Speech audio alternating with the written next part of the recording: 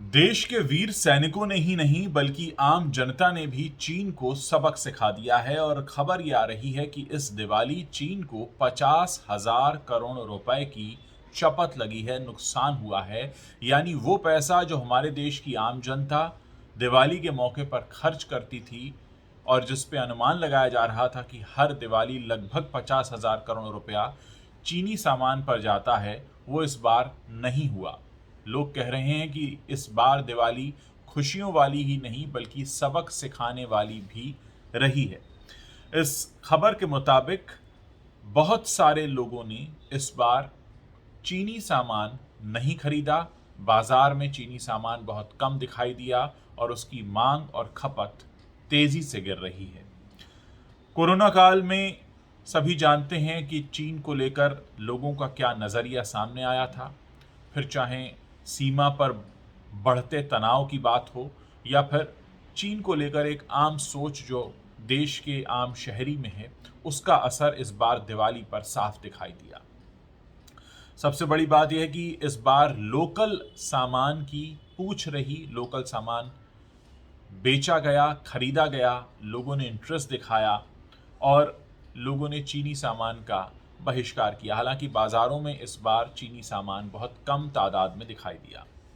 Confederation of all India traders, इनका दावा है कि ग्राहक अब चीनी सामान खरीदने से बच रहे हैं और व्यापारी भी अपनी दुकानों पर चीनी सामान रखना पसंद नहीं कर रहे। और यही नतीजा है कि इस बार जो छोटे कारीगर हैं, कुम्हार हैं, शिल्पकार हैं, जो स्थानीय कलाकार हैं, उनका बनाया हुआ सामान, हस्तशिल्प का सामान ज़्यादा बिका। उम्मीद लगाई जा रही है कि दिसंबर 2021 तक देश भर के बाजारों में 3 लाख करोड़ रुपए का व्यापार होगा, जिससे न सिर्फ अर्थव्यवस्था पटरी पर आएगी बल्कि व्यापारियों और सरकार का खजाना भी भर सकेगा।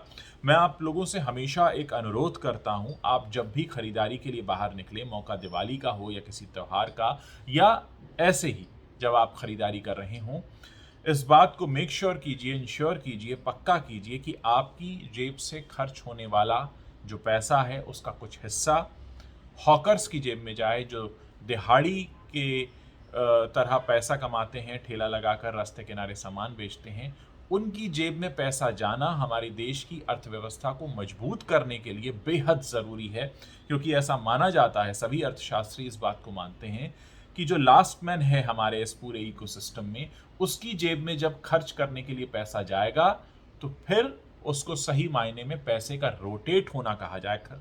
यानी हर किसी की जेब में खर्च करने के लिए पैसा हो, हर किसी की जेब में अपनी ज़रूरत पूरी करने के बाद कुछ पैसा ऐसा बचे जिसे वो खर्च करने के लिए अपने पास रखे। अगर ऐसा हो जाता है तो ये देश की पूरी अर्थव्यवस्था के लिए सबसे अच्छा काम होगा। और आप अच्छे से जानते हैं कि देश की अर्थव्यवस्था को सुधारने के लिए कोई भी एक व्यक्ति ये काम नहीं कर सकता, सबको मिलकर करना होगा। जब सबकी सोच ऐसी होगी कि हम छोटे दुकानदारों से सामान ज़रूर खरीदें, अपनी कुल बजट का 5%, 10%, 15% हिस्सा हम उनसे ज़रूर खरीदें, तो निश्चित तौर पर ये पैसा बाज़ार में घूमना शुरू होगा और उसका असर भी तुरंत दिखने लगेगा।